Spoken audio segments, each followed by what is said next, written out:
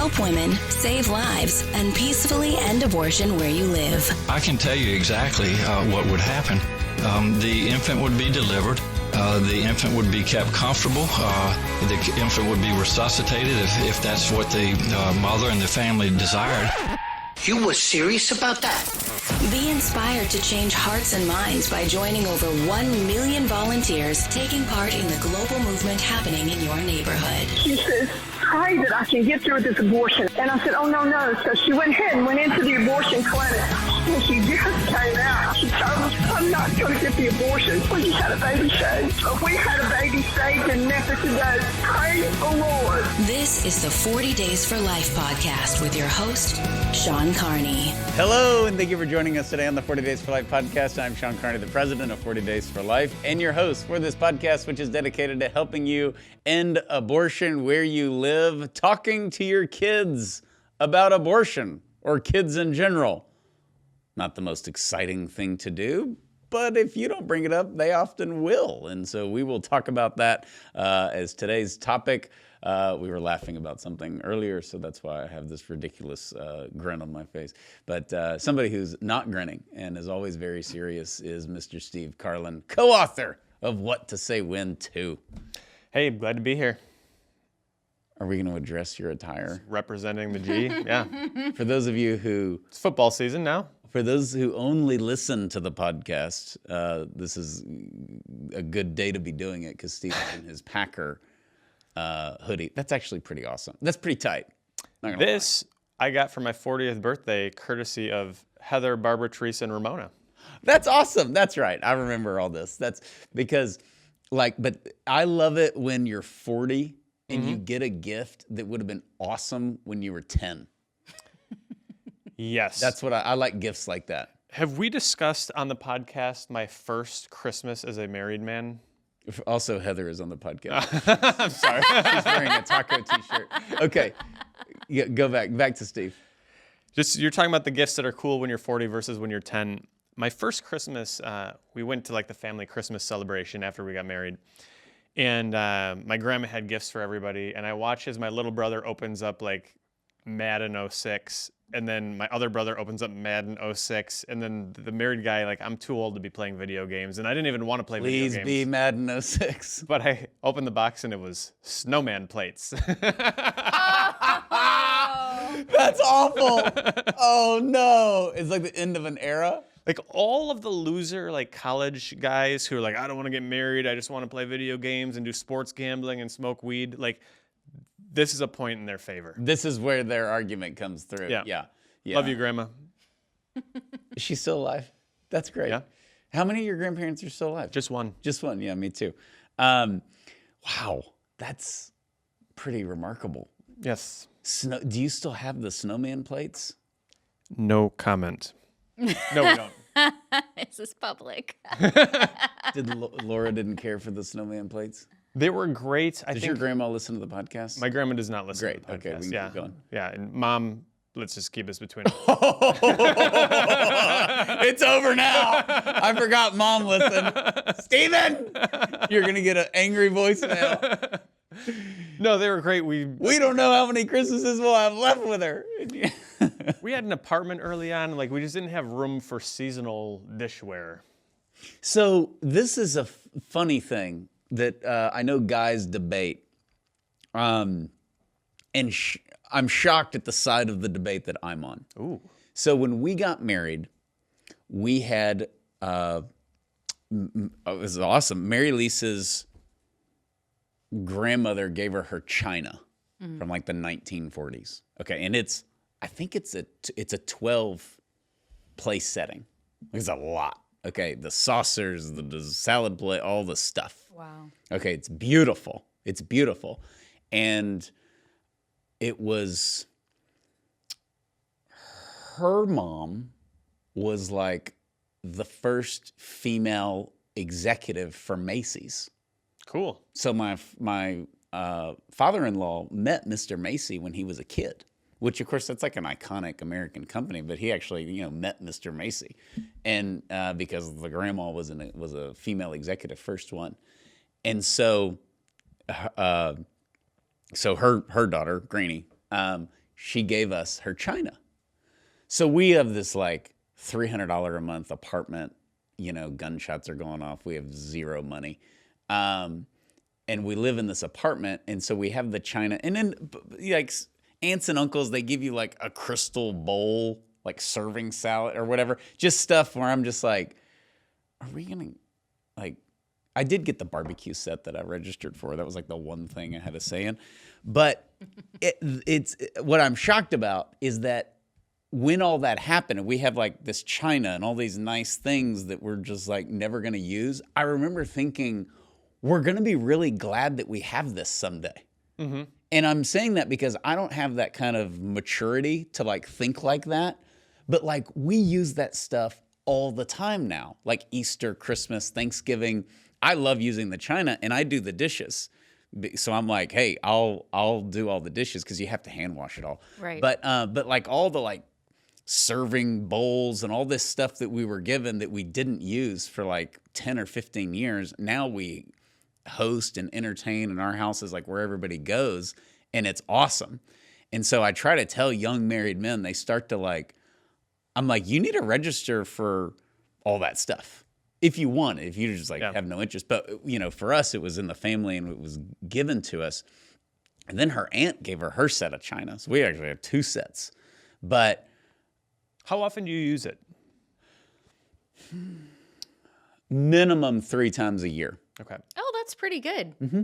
There's like, I hear jokes about that. Like, oh, well, when the Pope comes, we'll be prepared, Yeah. Like it's never used. And I understand that. And if you just don't use it, then you don't use it. And it's kind of a waste. But like it's Christmas, Easter.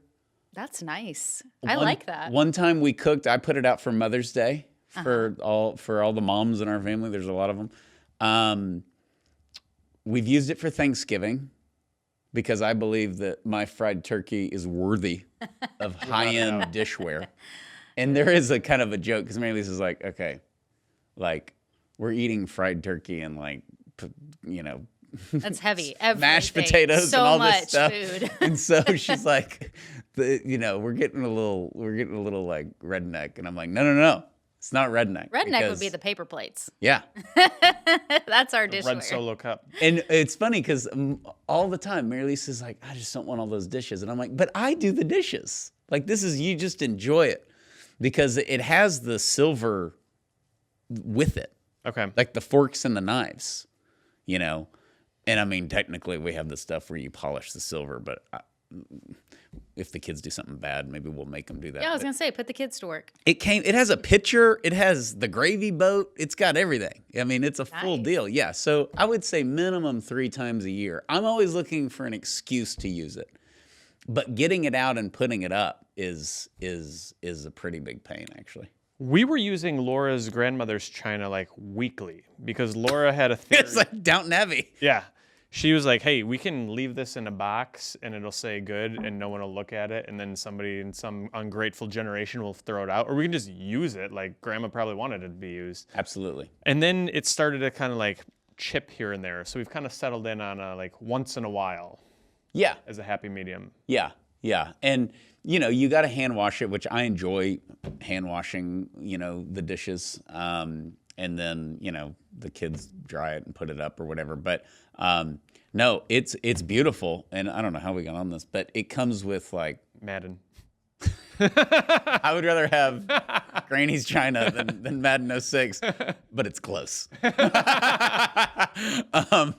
So we didn't have Terrell Owens yet at the Cowboys. He came in 07. No, he came in 06. They got him in the middle of 06. I think that was the Romo year. That was the Romo intro year. You've chosen poorly. He fumbled the ball at the end against Seattle. I don't know how we got off on that. But yeah,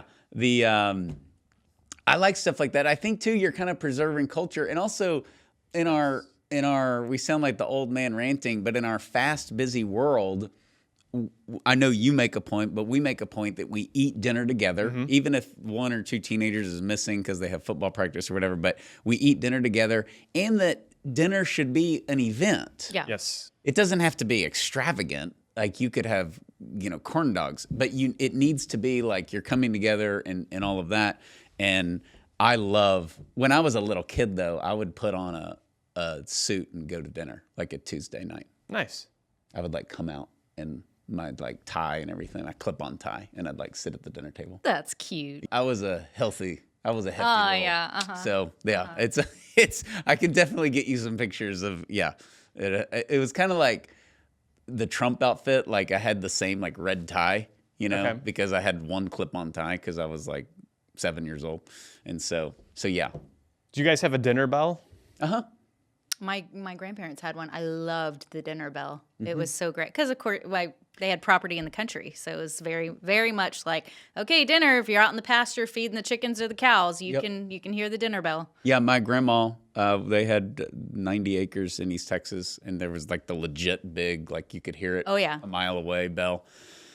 And she used it because she It's had made from 40 grandkids. What is it? What is it? It's an like iron or it's like steel what the trains triangle. are made out of. Yeah, it's like steel. It looks like cast It's iron. not like a bell like you pick up. Oh, that's It's what we have. hanging from the porch, and it's like it's got this triangle, and it's got a chain with a rod, and you are. It's like a church bell. It's actually unbearable for the ringer. Okay. Like it's right next to you, and it's just miserable. But you can hear it around the whole ranch. Yeah, we just have the indoor one where I don't know what it is, bad parenting maybe. We tell kids dinner, they don't put the crayons down and come to the table. But if there's a bell ringing, they get all excitable and Yeah, the rush to bell. table. We have that. It's a little. It's a little bell. Yes. It's a little bell. Yeah. Yep. And so ours is the bell because I created the bell system, and then the competition of who gets to ring the bell starts. Of course. And And then the that- tears and come then because the- I wanted to do it, and she got to do it my 5 turn. times. Mhm. It's basically yeah. the two little girls. Listen to the bell, it tolls for the... Yeah, yeah. What I like is doing it too long to annoy the teenagers. Of course. Because they're like, we get it. Yeah. It's great. No, I bet your team... Like they're already coming down the stairs and I just keep ringing it like a jerk. And they're like, "Good job, Dad." Oh, Thanks. it's so fun. Do the boys get annoyed or only the girls? Just the girls. Yeah, because when there's something obnoxious going on in my household, the boys tend to be like, let's Naturally. take it up. Yeah. No, the my boys are totally all three of them super laid back, right? Okay. And so even Timothy's coming into his own. He's stopped, acting like a psychopath.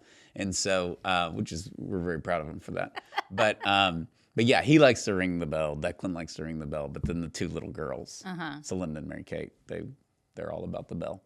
And frankly, I like ringing the bell. So when it's my turn, The fourth little boy in the house. Exactly. So Speaking of children, Speaking of children, afraid Mary Lisa's gonna be like, well, how come now you come to dinner in like a t-shirt? Like what happened to the formal days? Oh gosh. Okay. All right. So yeah, that was a good little kid intro. All right. Full disclaimer. Here we go. Every kid is different. yes. Here we go.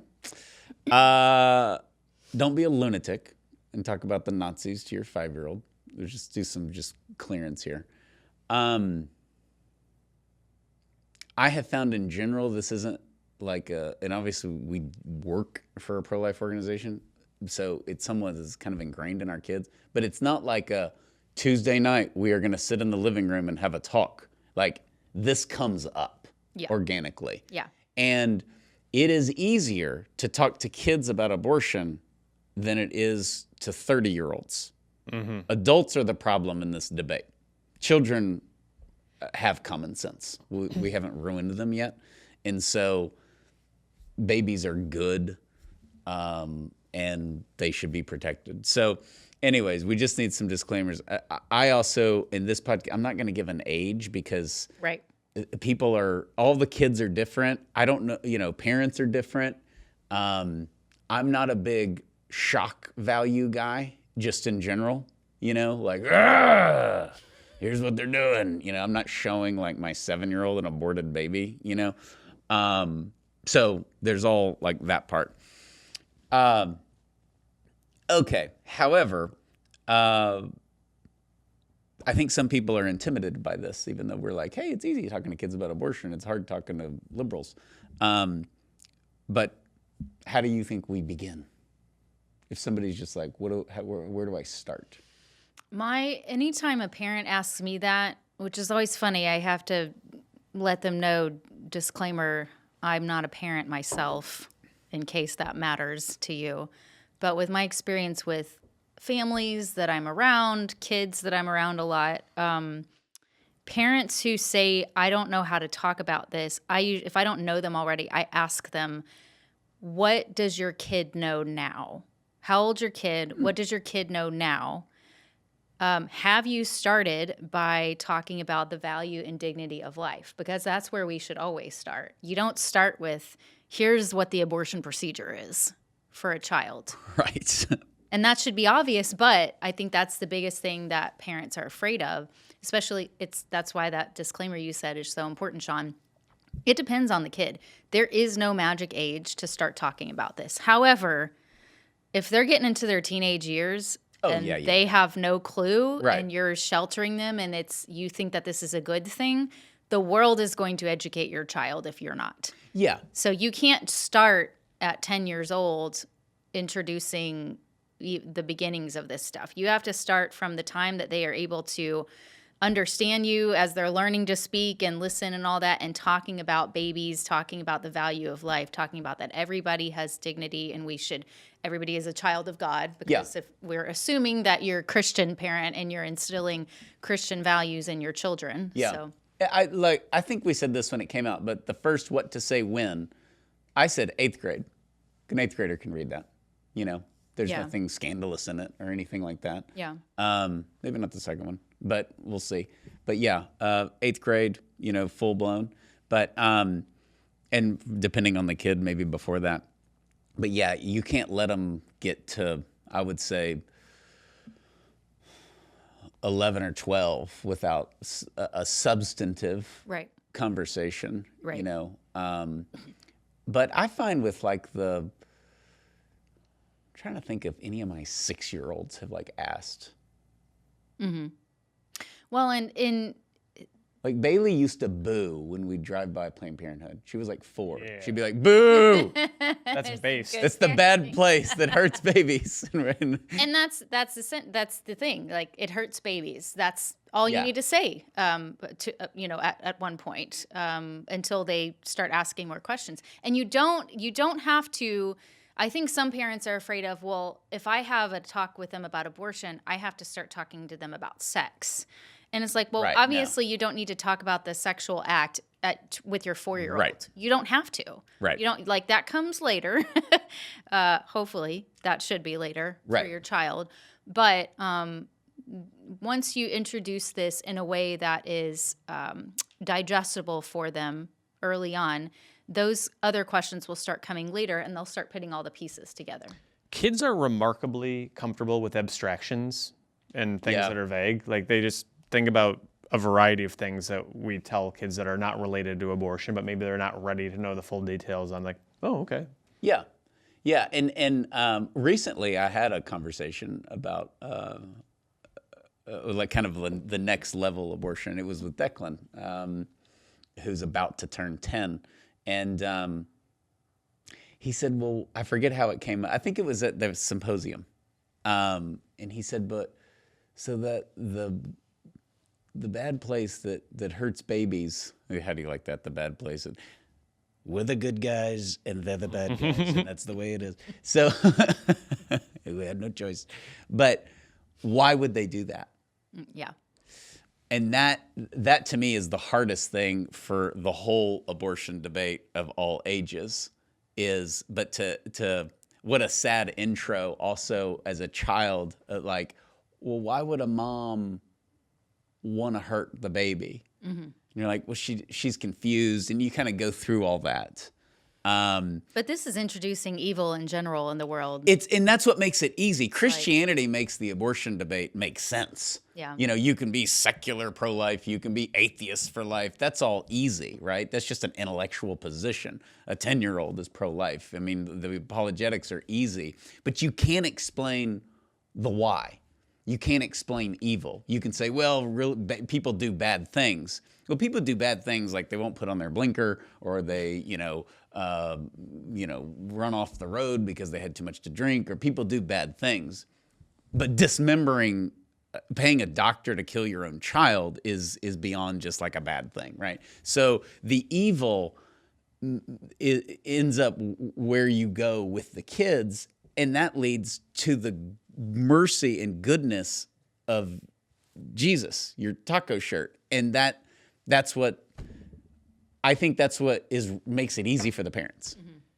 Good versus evil is a world that kids are very comfortable with. That's why there's fairy tales, right? Like they usually don't want to know the details. When abortionists come up with our kids, particularly, like I think they probably encounter it in our families earlier than they would in most families. Right. And just like, well, there's some people who do bad things and they hurt babies. Oh, and like, there's usually not a lot of like, well, why, who, how, just kind of an understanding. Like you've got the king and the princess, and you've got like the evil king. You've got, the bad guy and the lion king or whatever. Kids just kind of intuitively understand good and evil. And that's why you said it's a lot easier to explain abortion to a kid than to a 30-year-old, because the kids are never going to be like, well, what about rape? Yeah. Yeah, the kids. What about the children who've already been born? Yeah, it is funny because the brainwashing, everybody thinks we just brainwash our kids, right? And they ask questions. Right. They don't ask questions that the pro-aborts ask, because the pro-abortion activist knows the answer and knows the question is dumb. Like, you don't care about other kids because you care about unborn kids. A child would never ask that. They'd be like, we love everyone. Why don't we love the other thing? And this is with a sibling situation where you have the older kids, they see mom pregnant.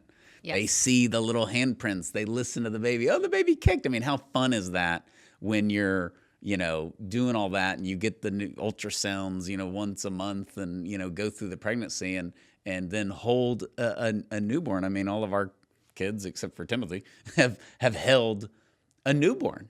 And it's like, what they all say the same thing. It's a little, like, it's just so awesome, but it's a person. It's just a little person. And I think that connection, as far as how you start, is fetal development. Yes. Because it's cool and it's exciting.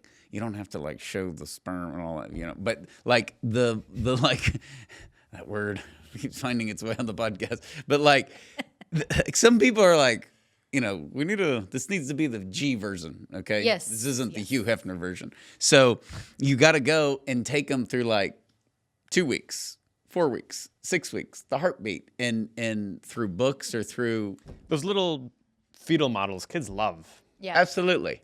Even if they love to use them as erasers, they still love them. Oh, we got the cheap plastic ones. Oh, okay. Yeah. Those aren't as realistic. But you were talking about stories earlier, so I think we have some good stories. I want to hear some stories from you guys with your own personal experiences, but we have story books as great examples for options to help talk about this with your kids. And the first one I'm going to bring up, I actually have here with me. It's from our friends, the Bombergers, and it's called Pro-Life Kids. And they've been on the podcast. Yes. Yeah. They're Talking wonderful. about this book. Talking about this book. So it explains life has value no matter the age or ability. It does. You want to read this book ahead of time to see if it's appropriate for your kid, I would say, because I wouldn't necessarily say it's appropriate for all kids, but just because of some of the words it uses. And if your kid doesn't know and you're not ready to explain the word, then they also Ryan cracks me up because he can't write a kid's book and not put a Nazi soldier in it. Right. So right. They wrote the only kids book that has a swastika in it. Yes. Which is why I say that it references or alludes to slavery or the Holocaust. Without necessarily using those words, but In the pro-life sequel, we kids. get to meet Mao. Oh yes, pro-life kids. There you go. Illustrations are great, Holding actually. that up. Yeah. But it's super cute. It's got a lot of great illustrations. And so I remember I was reading this. Oh, look at that! An old Coalition for Life bookmark. There I we love go. It. It's OG, guys. OG. It's OG. It's OG, and it has little talking points. It has behind talking points. It has sled. Oh my gosh, that's Wow. funny that I found that in there. Oh look, mine was signed by Bethany. She gifted this to me when it came out. It's so cute. But it's actually got in the back of it. It's got some pro-life pro-life leaders that we know, kids in there, and kids talking about the value of life. So it's really cute. I remember I actually read this book when it came out. Abby had a copy of it, and some of the kids wanted me to read it to them. And Jude, who was 5 at the time, I omitted certain words when I was reading it because I'm by myself in this room with the kids. I don't know what Abby and Doug, everything that they've talked about necessarily. Sure. I don't want to be the person to introduce it. I want the parents to be terrifying if it's somebody else's kid. Right. I'm just like, I don't want to. I mean, how come abortion happens? They're a bunch of Nazis. They're lax and they trust me. Like, yes. We're close, we're family, but I think you would be the softer one. Abby's gonna be like, they lied to me. Actually, yeah, maybe. But there was a couple of things where I was like, I don't know if we've talked about this yet. With Jude, who can understand this now. The twins were too little to know to be able to ask the questions of the words, but it's a super cute book. So that's the first one on my list. By the way, this is not an exhaustive list. Like, if I left some out, there's lots of good ones out there. I only had a few for the sake of time. And people keep telling me to write a kid's book. Yeah. Like for not people like just the general public, that happens, but like our board, it's been like a thing, and it was in our strategic plan, and we just haven't gotten to it. Mm-hmm. And we've been writing these other books, but like, eventually I'm going to write a really bad pro-life kids book. I can feel it. Because you like start to write it and you're like, this is going to be for a 5-year-old. And then you're like, this is going to be for 11-year-olds. And I'm going to review it as the non-parent. I'm like, this children's book sucks, Sean. But because we already have the kids book with the Nazi in it, I don't have to do that. So I'm not going to have the Nazi and I'm not going to have the KKK. I'm just, it's going to be. Sean was reading Walker Percy before he wrote this kid's book, wasn't he? And the title is brilliant. It's 40 Days for Life for Kids. And then we'll do day 1. So this is like the teaser of the book that I'm probably never going to write. But like, I think I started it and I'm like, okay, I can't do it. Because to me, this is just I don't know if it's ego or what. It's got to rhyme. Yeah. Then I'll just have so much fun writing it. Yeah. But it may have nothing to do with abortion. You got held up because you couldn't think of anything that rhymed with placenta. Right. Or Irvin. Yeah. Or Hakeman. Or fallopian. Yeah. What if Steve? Yeah. I went there. Steve's pro-life kids book would be quite interesting. Okay, next book, Sean, you know this one. We gave it away all the time. Yes. Angel in the Waters. It's by Regina Doman. That's what we used with the older girls. Yeah. And it's a sweet book. In the mother's womb, a tiny baby grows, explores the waters, and talks with the angel who is there. So it's really cute. It's sweet. We would have one particular volunteer I always remember back in the day on the sidewalk. She would always have copies of this and give them away to people going into the facility. Yes, it's Angel in the Waters, and if I remember, it's in Spanish also. It is in Spanish. Es en español. Angel en agua. En los aguas. Las aguas. All of our Latin American volunteers are like, okay, Lord, I'm going to stop participating in 40 Days for Life. Before I Was Me is another one by Frank Fraser, published by Sophia Institute Press. It explores an imaginary conversation between God and an unborn baby and will lead children to see that from the very moment God gave them a soul at conception and had great plans for them. Oh, positive. That's very positive. You just need to give that to like Bill Maher. There you go. He needs that. Who's an atheist. Yeah. Tell him that. Just read it. Just get over it. Whether or not you recognize his existence, he exists. Billy. He's getting a book. We'll FedEx it to him. Another one is ABC Life in the Womb by Valerie Silva. Is a fun and exciting alphabet book for kids to learn how babies grow and develop in their mother's womb. For example, there's a little section that says D is for development, which is most important in the first 12 weeks. E is for eyes. Baby's eyes begin to develop at 7 weeks. So, super cute. Yeah, they're really good. They're very good, and I was going to mention this earlier. This is kind of more advanced, but the whole theme of you're going to end up with evil. This is where, like reading your kids like the Narnia books, you know, when they're young and showing them the movies. The Narnia movies are great. When they're old enough, because the orcs are kind of creepy, nothing's better than Lord of the Rings. You can start with The Hobbit. That's a good point. You could start with The Hobbit because that's kind of diet Lord of the Rings. But I mean, Tolkien wrote Lord of the Rings to explain the church to his children, you know, and then it became one of the greatest books of all time, the most popular book in the history of England when they did the surveys, which is pretty impressive. But those are just so well done. You never have a drag queen reading that to kids. No. No. I mean, even, I don't know, do you want the drag queen or do you want Smeagol? I'll take Smeagol. Schmeagol. I can explain Smeagol. Yeah, so he's just, but that is just the nature of sin and the ring and temptation and divine providence, which is definitely the theme of Lord of the Rings is divine providence, and just the meaning of your life and the meaning of your actions, and of course thrown in there the brilliance of like Peter Jackson making these phenomenal 3 movies, and you know, so. I'll stop talking because Lord of the Rings will start to go on its They re-released it. It's not a children's book necessarily. It's not a children's book. Narnia is. Yeah. All those are Narnia great. for sure, yeah. But the whole concept of good and evil, it's like the devil's bad and he's mean looking, and then God is good and he's over here. But to see that play out in your day-to-day life, those books and those movies are really, really great. This next one I discovered recently, and it's super cute. I've already read it to a couple of like godchildren, and it's called Mama's Fruit Belly. I have my copy here, and it's got, like you said, it's got that experience of an older sibling experiencing mama's pregnancy, and they talk about the different sizes of fruits that the baby is. I did have to make an edit in this book, because it says, Mama just told me something really exciting. She says there's a baby in her belly. I'm going to be a big sister. So, you know. You actually crossed it out, huh? I crossed it out. I'm a big sister. What podcast was that where we discovered Heather was Our language podcast. that was language podcast, because I'm like, use of language. there's some people that just, you can't even talk around. Then we discovered Heather's one of those people. See, you can talk around me, but okay. But literally, You crossed out a book. Look at the pro-life book. Look at the juxtaposition of this. There's a baby in her belly. Not there will be. We know what they mean. It's a sibling. But you're instilling Listen here, you little punk. How long have you been in the SS?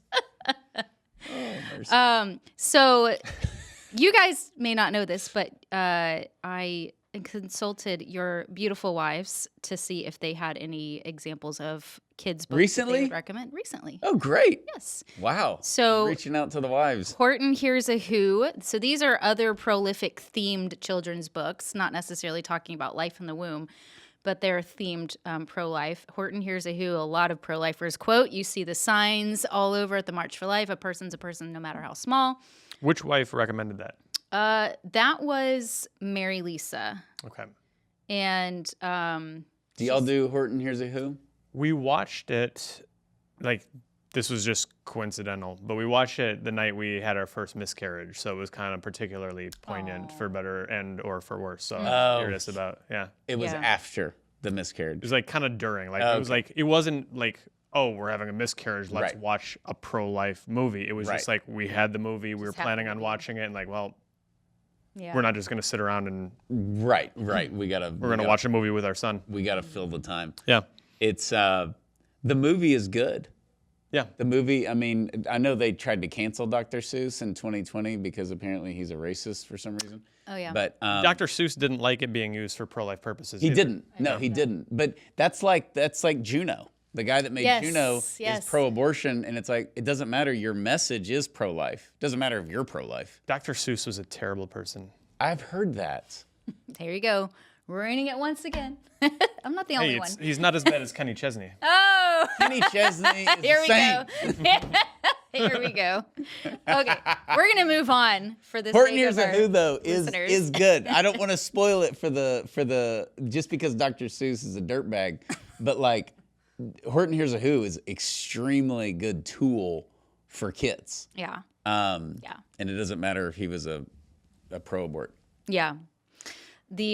So Laura said you guys have this one book that she loves reading to the kids. It's called The Country Bunny and the Little Gold Shoes. And I think I'm a bad father because I've never heard of this book. I've never heard of Mary Lisa's. God Gave Us Family? Yes. But the Country Bunny, she says the mom can raise, and it's a cute cover too. The mom can raise her 21 bunnies despite ridicule from others and be the Easter Bunny. That definitely sounds like Laura. How cute is that? That's great. You can achieve your dreams. That's right. So Mary Lisa's is God Gave Us Family, God Gave Us You. Yes, but those are two different books. I've never heard of that. Basically you probably would It's like see around them. the house, Yeah. and I don't notice. Yeah. Igor. But just the gift of life, showing the Right. gift of life and family, which I think is cute. So What's those what's a pro-life book, Sean, for kids? Wise Blood, Flannery O'Connor. That'll get you going. That'll get you jacked up. But what I want to know is, because I've thought about, obviously, when I started getting more involved in the pro-life movement, and then people started asking me to share, why did you get involved, and what was your first? It made me wonder, like, what was my first introduction to this? Do y'all remember first being introduced to abortion as a kid? I saw this on here. This is a good question. I don't think I've ever been asked this. So I have two answers. All right, this is great irony.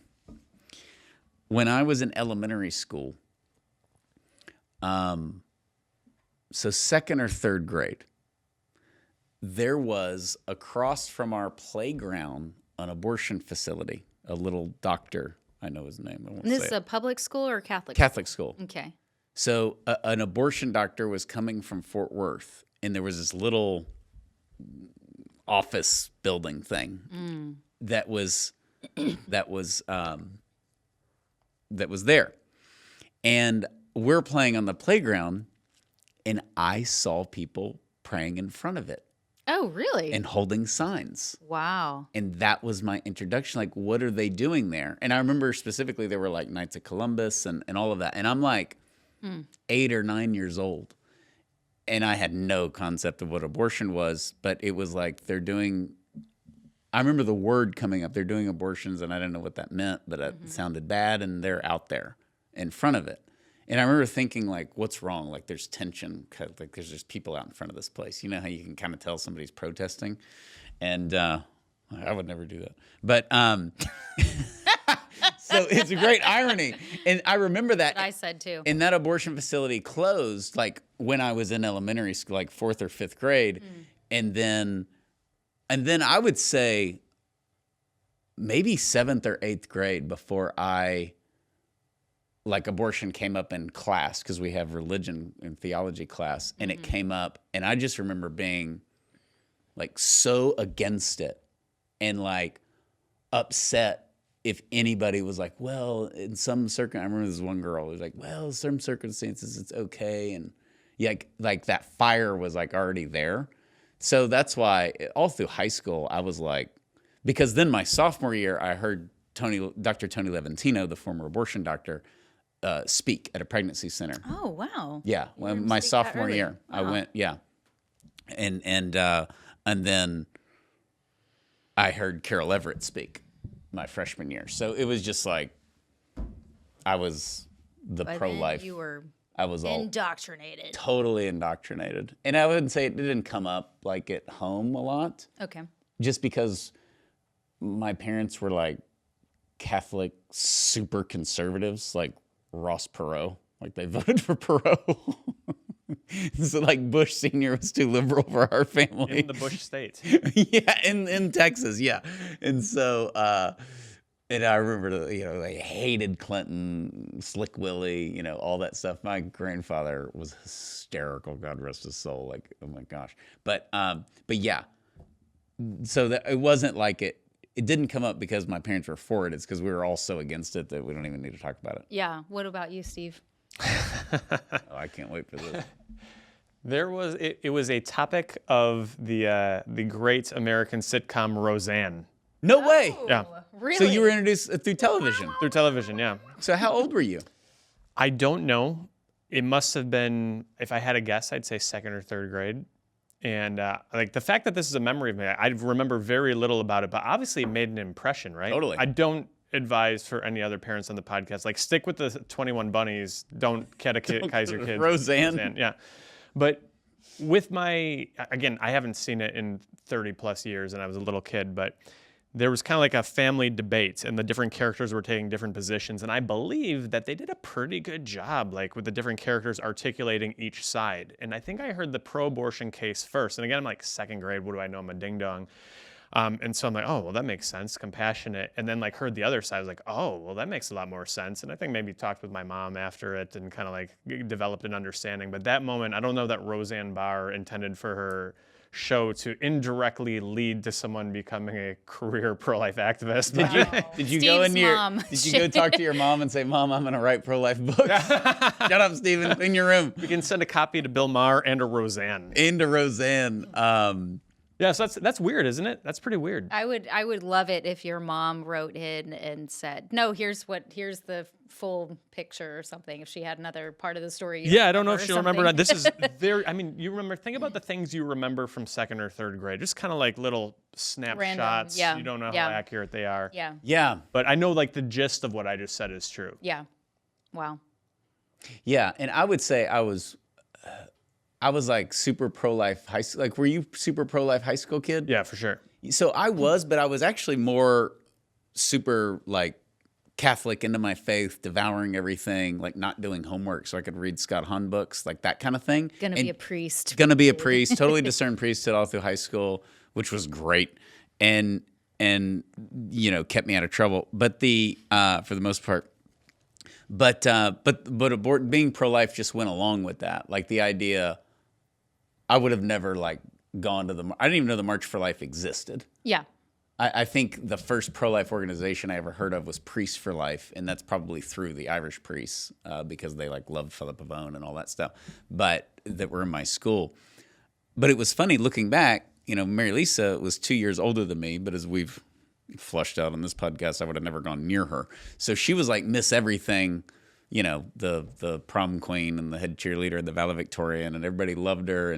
But she was a great public speaker and still is.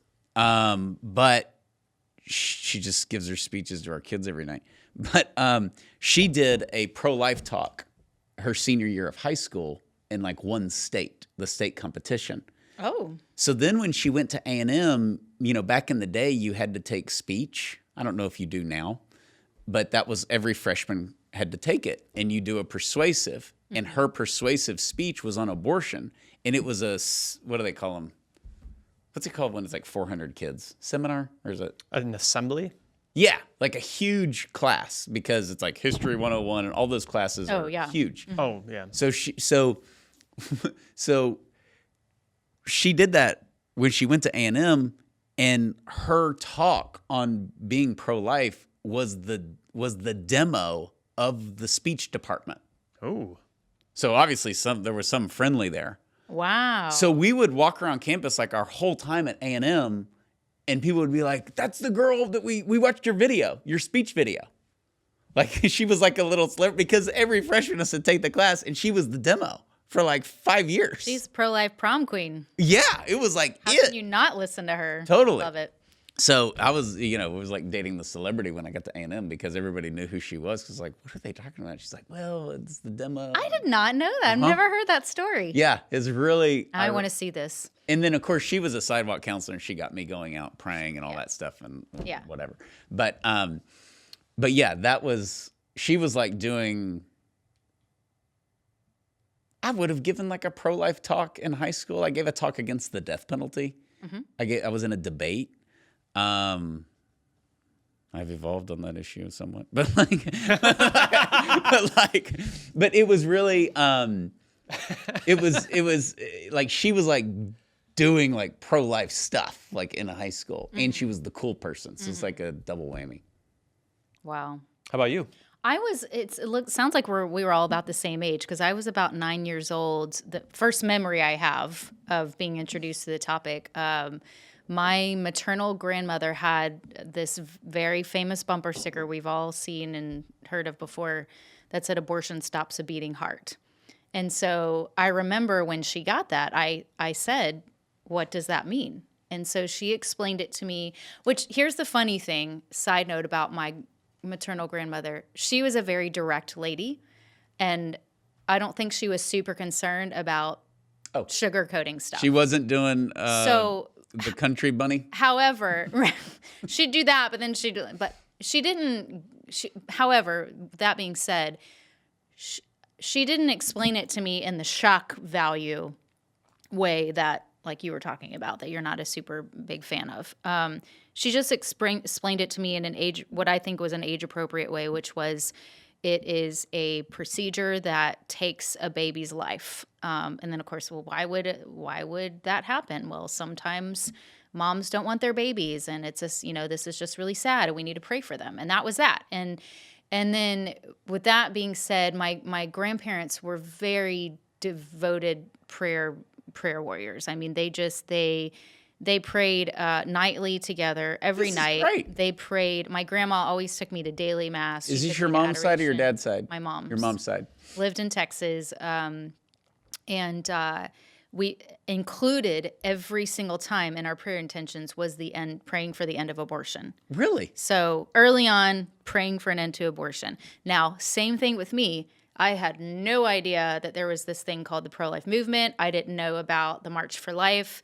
I didn't have a concept of people going out. I didn't know about people praying outside of abortion facilities until I got to college. Yeah, I didn't know what Planned Parenthood was. I didn't know what Planned Parenthood did abortions till I went to college. Yeah. Because it was a little bit of a bubble. I mean, we didn't have an abortion facility, But I did get, I don't know what spurred this, but again, similar thing. Once I got to, I think I was a freshman in high school, and I took a speech class, and we had to pick a topic, and I picked the topic of abortion. And for whatever reason, I just decided anytime I get to pick a topic, I'm going to pick abortion. Like, this wasn't talked about at home. My parents and I didn't talk about abortion. It was like that introduction primarily from my grandmother, and I just, within me, knew it was really, really wrong, and it was so black and white and obvious, and I was going to speak out against it. And so I gave a speech that had visual aids. So I actually showed abortion victims' photos to my class, and was just very matter of fact. Like, this is what Roe versus Wade decision in 1973 gave us. Here we have whatever the statistic was at the time. And how old were you? Oh, I was like 14, 15, Before we even recorded this podcast, I could have told you that was part of her story. That Heather was like 14 showing aborted babies to people. Look, don't you look away. I'm sure that if there was video footage of that in any of the speeches I gave and any of the conversations that I had in high school, I would be sitting there cringing now, because I'm sure they were very absent of charity, because it was so black and white to me. Could you discuss it? Like, could you have, like, for example, ironically, like, Mary Lisa is much sweeter than I am, right? But, like, she can't handle the pro-abortion arguments. Like, she doesn't watch any of my interviews or anything like that. Because She just shies away. she'll start yelling at the TV. Oh, I see what you mean. Yeah. Because they wouldn't just kill babies. I mean, she's like, because the kids are like, our parents are like these street pro-life activists, but mom's like the radical one. Like, she comes out with it like, there's no, because I'll sit there and I'll nod or I'll agree or I'll point out like one of their points and I'll do it. And she's like, I don't know how you do that. I can't handle it. I can't do it. Yeah. How do you remain calm? Yeah. How do you remain calm? I love that characteristic in pro-life women. Like, I do Heather's too. got it, Mary Lisa's got it, my wife has it. Yeah. And it's amazing. It is. It was great when we got, like, I'm sure you've had this experience with Mary Lisa and Heather, but when we got together in New York for a workshop, Laura came, and we're like walking through the city past Planned Parenthood and after dinner or something like that. And there's like on the lamppost, there's like some kind of like perverse like sex thing with like the little, you pull the number off and dial it or go to the website or whatever. And Laura and Heather like tearing those down together. Yeah, no, that's Mary Lisa. It is. It's so because she's like, I don't know how you just sit there and you're like, calm and all that. And so I'm like, it's kind of like Bailey one time said, you can't let mom out. That's good. And so because she didn't want to Bailey. do. Mary Lisa wanted to do no. She didn't want to do any media interviews when Unplanned came out. Okay, the movie. And so she did. Right. She did one with her friend at National Catholic Register. But everybody wanted the couple. That was Everybody shown in wanted the couple. movie. No. The sweetheart pro-life couple. I could see Mary Lisa, going on MSNBC. Laura is very conflict averse. Like she doesn't like friction, any of those sorts of things. But there's certain things where she's just going to be a bulldog. Yes. And when the day that Roe was overturned, we had like a demonstration at the Capitol. There were like 25 of us being circled by 5,000 abortion supporters. And one of them was kind of making their way toward our stage, like wearing the uterus costume, like just weird. Yeah. And Laura kind of tells the security they don't do anything. She tells the event organizers they don't really do anything. So finally, Laura just goes and stands in front, like, you go no further than right here. So, that's awesome. And Laura's like 3 feet so tall. petite. Yeah. 4'11". Oh, 4'11". gosh. Yeah, it's really great. And that's why we have these sessions where it's like I'm gonna tell Mary Lisa what's going on in the world because she doesn't watch the news, and I'm like, hey, you're gonna be like picking the kids up from school, and you need to know like whatever. And so I'll do all this, but like these abortion arguments, like when I'm working on the books that we've written, she's like, I had to explain to her that forced birth was like a thing, right? And all of that. And I'll on some of the edgy, especially with What to Say When too, some of the heavier topics, I'll have her read, those chapters and get her feedback and all of that. Yeah. But yeah, she never says I'm being too harsh. So you know what? Now that I think about it, I think I have to have just a release valve, and my release valve is if I'm like, let's say I'm home and I'm listening to a debate on YouTube or a podcast or something, and or a call-in show, and somebody calls in arguing for abortion. I am so like angry and I'm yelling, but I would not do that in real life. It's like I have to do that there because I can't do it in public, but right? You've heard it all a million times. It's just I know. funny that you're getting wound up. I know. It's like I have to do that there so that I keep my composure in public, right? So I want to be charitable. But I think, I would get wound up like in high school and stuff. But I think sidewalk counseling cures you of that because you're talking to the woman who's going in for an abortion. And so you have to be able to communicate it in a way that can help save the baby, right? But yeah, it is rare now that I think because I've just heard it all before, and now they just say all this ridiculous stuff that it's not. Like what's effective is when I get wound up is when they're really good at making a horrible point.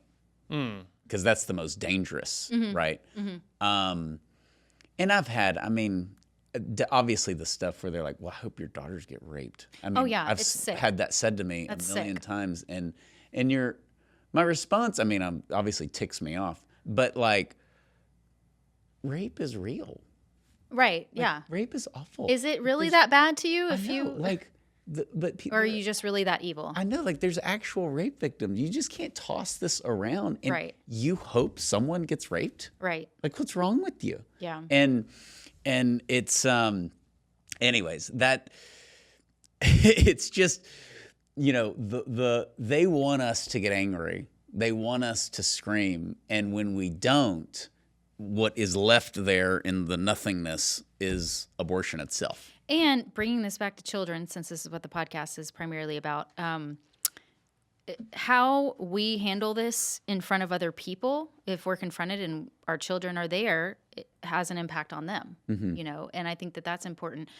What would be fantastic is if, since Planned Parenthood has, gazillions of dollars that they put into marketing, and they're very edgy and they're very pop culture and modern, and they're up on all the social media and all that stuff. How great would that be if they had a worker that had a little selfie stick and like, here's a typical day at the office, and then she's like, now we're going to go into the POC lab and look, like, Yeah. how great would that be, right? Because like they have like when they're working at Google or working at Facebook, and you're like, hey, here's our break room. Thanks for the money. We get to count these parts now. Like, at least I would be honest. I mean, if there's nothing wrong with it, why not do Heather's that? hardcore side that we just talked about. Like, seriously, if there's nothing wrong with it. They're mad about men in the pro-life movement and leadership roles. We can let the women out. But you're gonna get it. You're gonna see what's gonna happen. This is a weird because the occasion. There was a Texas. It wasn't here, but there was a location that closed. So I was asked. This is 12 years ago or something. All our kids are little. I was asked to go give the talk because it's a 40 Days for Life location. We're gonna have a celebration event, and like other state leaders came, and I don't know. I think this was 13 or 14, and there was a guy with a huge graphic image of an aborted baby, like at the clinic is closed celebration event. It was not at the abortion facility. It was at a church. Like we had the vigil out there and prayed, and then we went to the celebration event. And Mary Lisa asked him, well, she said, you need to turn that away. There's small children here. Good. And he was kind of a gruff guy. And so, I was like going up to speak, and I saw her going over to him, and I knew exactly what that was. And he was like, well, these kids need to see that. And she said, no, they don't. Turn it around. And he did. He's the guy who at the celebration didn't have a piece of cake to celebrate, because how can you have a piece of cake when babies are dying? I don't think, or he's the guy that doesn't know what to do without the graphic image in his hands. Yeah. And I support graphic images in a lot of scenarios, right? But not around. I'm like the Godfather. I don't want it around children. I don't want it in the schools. And it's just one of those. You always have to have that in your literature because you'll get into these conversations with the adults, and you need to be able to have the pictures. But the reality is, and this is going to sound a little harsh, these days I have found they don't care. Like people die every day, bro. Yeah. Yeah. I mean, the graphic images used to be like, oh my gosh, I'm against it. I can't believe it. And now it's like, yeah, well, I mean, you don't need to show me that. That's bloody. But how you see the debate is not actually a debate on when does life begin. Right. We know it. We won't miss you. We won't miss you. It's the Bill Maher honesty. Have you had any just amazing suggestions from your kids when they're little about what they would do to end abortion? Amazing? Like just funny because the way kids think about the world. Oh, yeah. If I was president, I would just say it's over. President. They're always going to be president. Yeah. Like, why doesn't President Trump just say that it's bad and end it, My son, who's 4, recently declared that he would get a construction company to take Planned Parenthood down, which statement of peace. I don't know that really fits. Wow. Way to go, Fitzy. So the bulldozers. Yeah. The peaceful, prayerful. Nope. We tried that. The My Pillow guy coming out there. Didn't work. Peter, when he was little, he was going to get Spider-Man. Oh, Spider-Man is pro-life. Yeah, I could see that. Batman's definitely pro-life. For sure. Yeah. So yeah, I for sure. The Joker is not pro-life. He's probably an abortionist, actually. I don't trust him. He wears a lot of purple.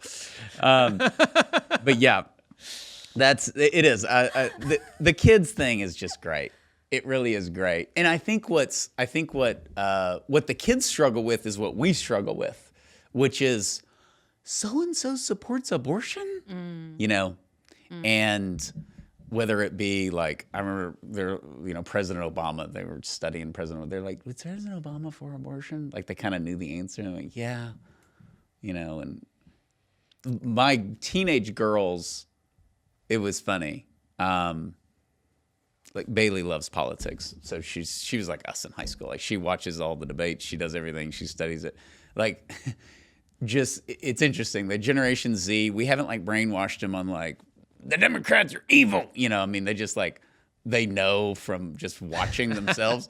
And no interest, inspiration, or pride in like Hillary Clinton's presidential run. Sure. Like as young women, right? It's just like this person is the last human that represents me. That was like my daughter's like attitude. And of course, like Mary Lisa's for sure. But it's just kind of funny how we never ask the women about the woman thing. Like the first woman to whatever. And it's like, well, it matters what the women, some of the women think it's great. We have, Kamala Harris now. Is that a thing? That we need the first woman president. We need the first black woman president. We need the first, every other race that she is president. And it's like, do women want her to be president? We're going to find out with the woman vote. But it's just interesting how women are like, well, women only support women because men are bad. It's assumed. It's assumed that there's this division. And like the white people care more about electing minorities. The minority voters tend to, who do I think is the best candidate on his or her merits? Well, that's the controversial take of Ann Coulter. She says, okay, let's vote on race. Ooh. Yeah. She's like 64% of the country's white. We'll win every election. Like that's her, like, it's like you don't really want elections to be about race if you want diversity. Yeah. We never really specifically, told Peter about abortion when he was little. He just kind of picked up more than we thought he was because he was little and we were doing pro-life stuff all the time. And I had a little light reading at home around our old apartment, and it was this book, this sort of scholarly book about the abortifacient nature of birth control pills. It was titled Infant Homicides Through Contraceptives. And it had all these pills on the front. It was like quality material, but it was not the best design. I think my parents are whack jobs. Peter's like, Dad, what's this book about vitamins you're reading? Vitamins. I was like, well, Peter, that's not about vitamins. What is it? And I'm like, you're not ready to hear about it yet. He just kept asking. I was tired. He broke me down. I was like, Peter, you know how mom and dad are always praying for the babies? Yeah. Well, it's because some people want to hurt the babies, and those pills can hurt the babies. And he said, oh, how? Does Obama make the babies eat them? He hadn't said a word to him about it. Oh. That's gold. That is gold. Does Obama make the babies eat them? Innocent. No. Oh my word. Wow. That's really amazing. funny. That's great. Okay. To close this off, one thing that I have found that's been super effective, Monica Klein, who's a former Planned Parenthood sex educator, has said this. You have to have conversations with your kids. You have to be the one that they want to go to. You don't want them to hide important stuff like this and be afraid, unfortunately, like is with a lot of previous generations, afraid to talk to your parents. So sometimes when kids, whether they're little or whether they're preteens or teenagers, when they're learning about all these things that are very mature and they're asking questions, you should know your kid well enough to know if they're ready to hear the answer to it. Right. So you can say that. You could, just like what you did. You're not ready for that yet. Then I totally failed at it. Right. But, And he blamed Obama. But he's ready for more than I thought. Maybe in a couple weeks, maybe in a few months or whatever. But sometimes you can tell your kid too, I'm going to explain this to you at any point. If you don't want to hear what I'm saying anymore, you can tell me to stop and I'll stop. And that's worked well for some parents I know. I think that's brilliant. Okay. I think that's really great.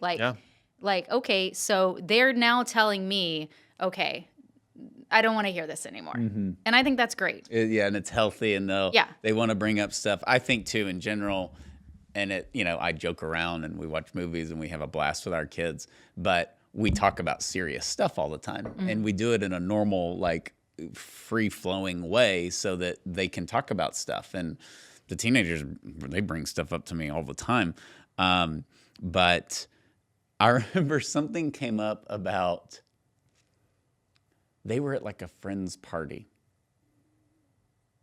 No, sorry. They were in class. They were in class at their Catholic school. And something came up about some theological point, and Bailey was like, oh, that's because of whatever. And the teacher, who was a religious sister, said, how do you know that? We haven't covered that. How do you know that? And Bailey said, my dad talks a lot. I took that as a huge compliment. So, your vice can be your virtue, baby.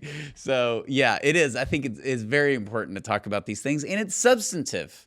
And we can talk about the Packers and the Cowboys, and we can do all that, and that's a blast. But you've got to cover like these substantive things, because the world is like a roaring lion looking for, someone to devour. And we see that. We see that, these either abusive parents who are encouraging their kids to transition, or just neglectful parents who are just totally checked out and can't wait till their kids move out, So, okay, so we got those resources. We'll list that on the show page if you want to check out some of those kids' books. And we hope that this was helpful to you.